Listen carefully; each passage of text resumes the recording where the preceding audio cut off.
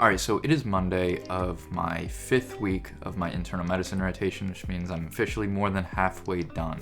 I actually didn't really film any last week. It was already a short week because we didn't have Monday because that was New Year's Day. I was traveling back from Boston. So it was just a lot to readjust to the schedule of rotation, so I didn't really film, but I did want to talk about what I did last week.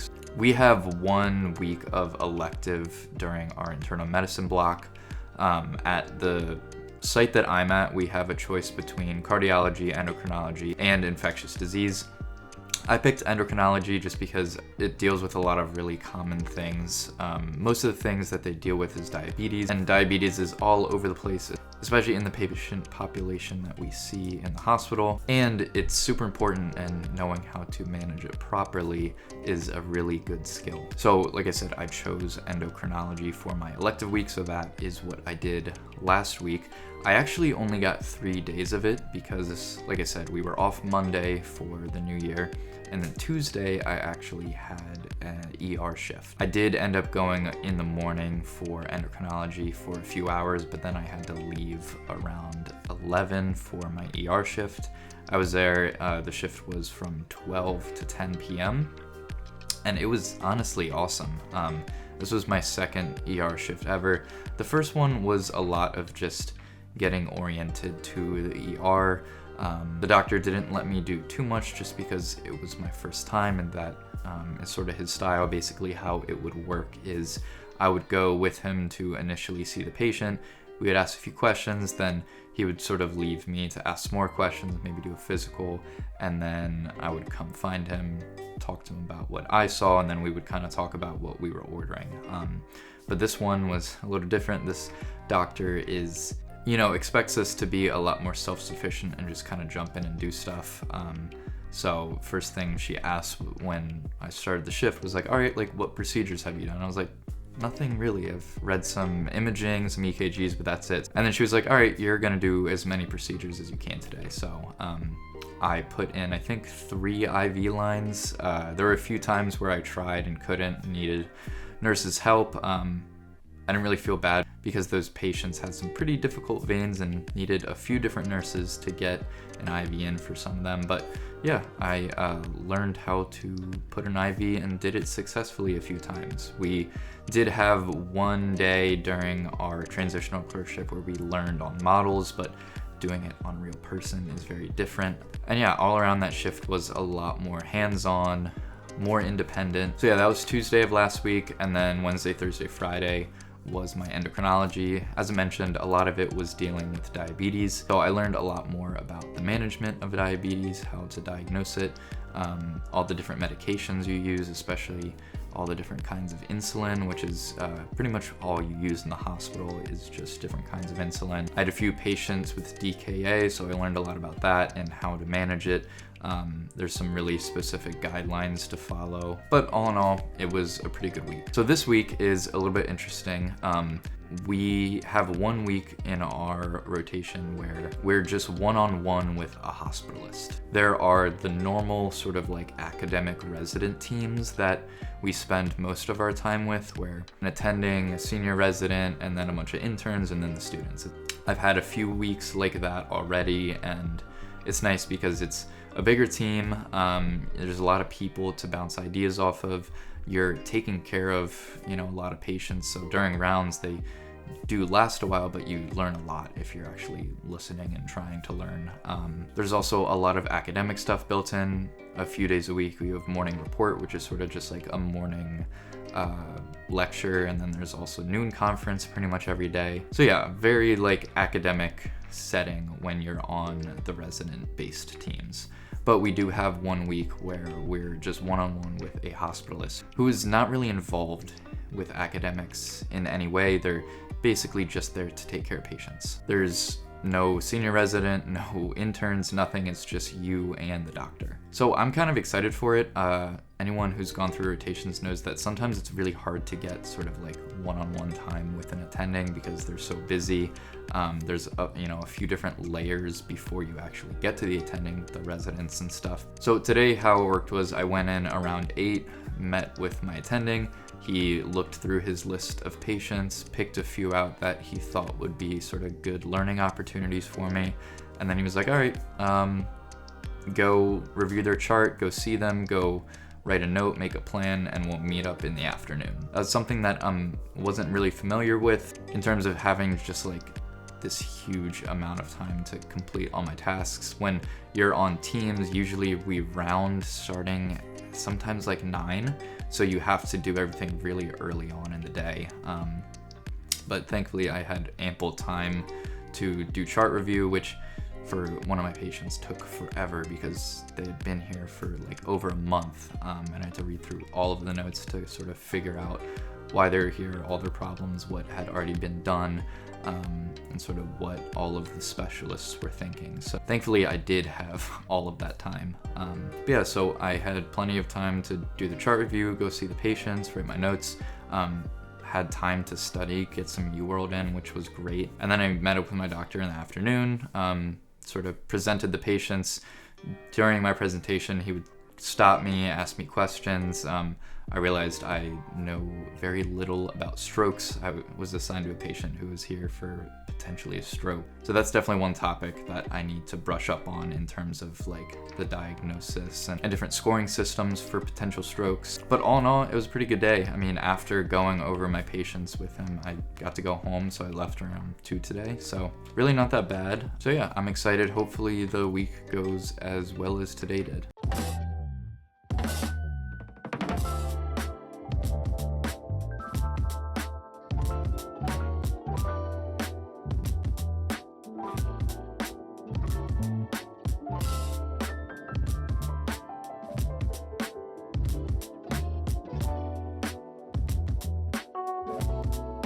It is Wednesday afternoon. I just got home from the gym. Past 2 days have been pretty good. Tuesday was very similar to Monday. Just got there, had one of the same patients, but then got one new one. So it wasn't so bad. The chart review didn't take too long because I had already put in a lot of work for one of the patients. So it was more of just like an update on that one, and then another like kind of full presentation for my new patient. However, that was the last day that that Hospitalist was on service. Usually hospitalists have sort of a week on, week off, 2 weeks on, 2 weeks off kind of schedule. It's not like your typical 9 to 5 with weekends off, which is pretty appealing to some people. You know, I feel like I would really like the idea of having sort of this one period where you're really grinding and it's hard, but then you get a whole week off after that. But yeah, basically that's how a hospital schedule typically works. I think it's to maintain sort of a continuity of care where, you know, really the only hard day is that first day where you're transitioning and kind of learning all of the patients that you're assigned to. But then for the rest of the week, you know, you will have some admissions, but for the most part, you're taking care of patients that you know pretty well. So that means I got a new attending today, and he was great. He is a pretty new attending. I think he finished residency in 2022, and he actually did residency at the hospital that I'm at. So he is very familiar with everything. He knows a lot of the residents that I've already worked with, which is pretty cool. But today was pretty much the same sort of process where I got to the hospital around 8. He texted me with a few patients. I did sort of a deep dive into their charts, really tried to understand what brought them in, all of the medical conditions that they have, what procedures they have had, and sort of what their current status is and what the plan is going forward. Then we met up in the afternoon to talk about them. It was a little bit more informal than my first attending. I think that's just kind of his style. It was more of a conversation than like a formal presentation. A lot of the pimp questions he was asking me weren't too crazy, so I appreciated that. The crazy thing that I didn't really realize when you are working as a hospitalist and don't really have anyone under you supporting you is that first like 1 or 2 days of being on service is really crazy, because I think he said that he was assigned 24 patients. So, you know, for me, I was assigned patients at 8 a.m. and had until like 1 p.m. to go over 2 patients. He had to do 24 all in one day, which is just insane. And you know, he has a lot more responsibilities than I do. So yeah, I mean, I can't even fathom doing that. At least when you're on the resident-based teams, there's sort of like this division of labor where, yes, the seniors are kind of overseeing everything, but then you have the interns, which they're actual doctors, they know how to do stuff. They're assigned to like 6 or 7 patients, and they're able to do a lot in terms of management and plan, putting in orders, all that. The stress isn't solely on the attending, whereas for the hospitalist, you don't really have anyone else supporting you, so everything falls on you.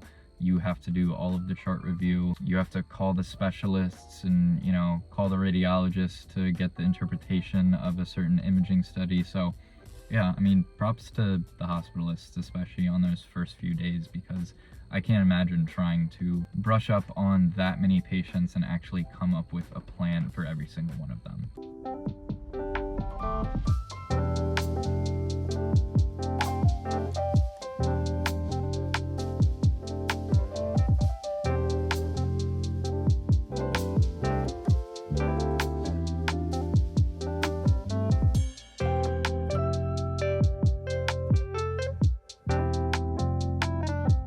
Alright, so it is Friday. I just got back from the hospital, and I gotta say, I'm going to miss this week. It was really nice how everything was set up where, you know, in the morning I knew what patients I had to take care of. A lot of the patients, especially towards the end of the week, I had already seen for a few days, so I had a really good sense of what was going on. I didn't have to do really much chart review aside from overnight events. I actually started to develop sort of a relationship with the patients and the attending. And it was nice to just have a lot of free time during the day, honestly. Like, even when you're on the medicine teams with the residents, you do have some downtime, but especially when you have morning report, like, you know, that's an hour of your day spent in a lecture where, yes, you're learning stuff, but you're not, like, really able to study or do UWorld or Anki or anything like that. You also have new conference every day, so that's another hour out of your day where you're not able to do all of, like, the extra studying that is still sort of required of us. But yeah, this week, I mean, I had ample time to get all of my work done and see my patients before I left the hospital. And I left the hospital around like 2 or 3 every day. So, you know, after I was done at the hospital, could go to the gym, get home around 4 or 5, and just kind of be done for the night or be able to work on research or other stuff. So yeah, it was a very nice week. Gonna miss it. In terms of the actual sort of day-to-day on Thursday and Friday, it really wasn't anything different from Wednesday. We did have a virtual lecture slash OSCE thing on Thursday where it was all about like counseling and education. I really haven't gotten too much of that, honestly. I mean, most of our stuff is inpatient. During our ambulatory week, I got a little bit of counseling and education just because it's outpatient primary care. But in terms of inpatient stuff, like, you're really just worried about the acute stuff that is happening to the patient right now. You're not really focused on weight loss and diet and exercise, which are all really important things. So I'm glad that we did have that session because I really just haven't gotten too much of that actually in the hospital. We had 2 SP encounters. One was about diabetes and the other one was about hypertension. They were both really good and nuanced. You know, like, we've had sort of like motivational interviews or counseling styled SP encounters in the past, but they were pretty straightforward. But like for the diabetes patient, they were super adamant that they really didn't want to take insulin. And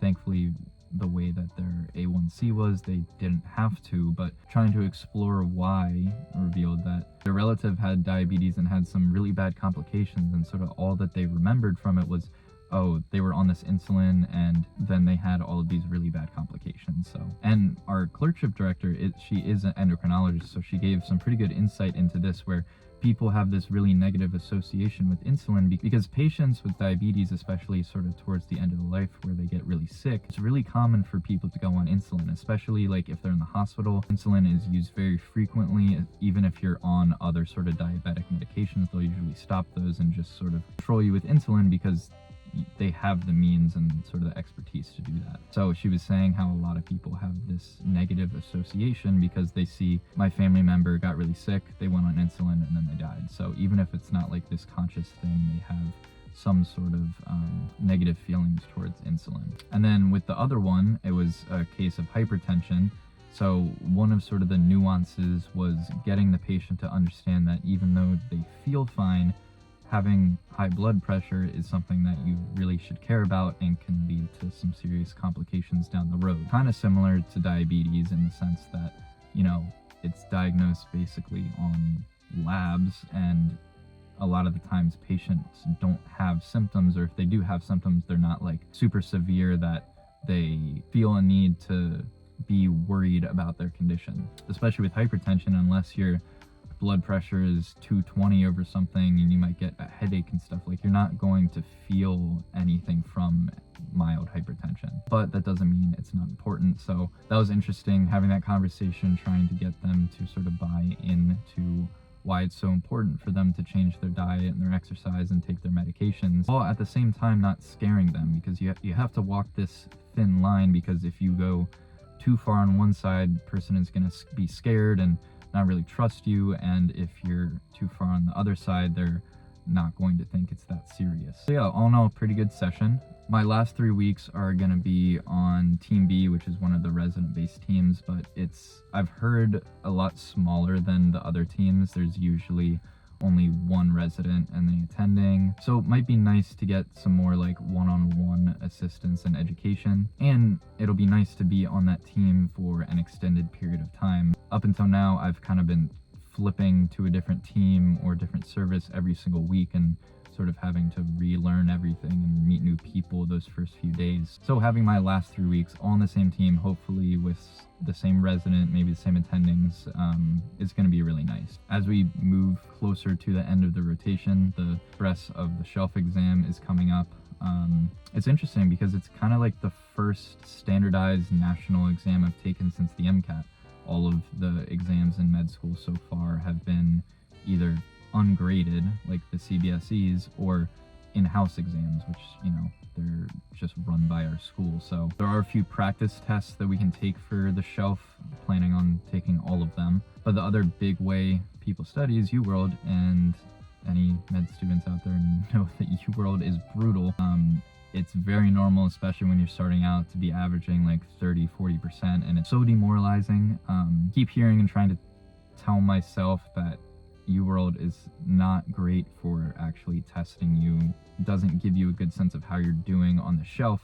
It's more about learning. So thankfully, I still have a few weeks to learn everything in internal medicine, which is a ridiculous amount of information. But yeah, that's something to look forward to over the next few weeks, and I'll probably do a dedicated video on shelf exams, just because it's another really unique part of clinical rotations. All right, well, that is going to do it for today's video. If you enjoyed, please be sure to leave a like below and subscribe if you want to see videos like this in the future. Thanks, and we'll see you in the next one.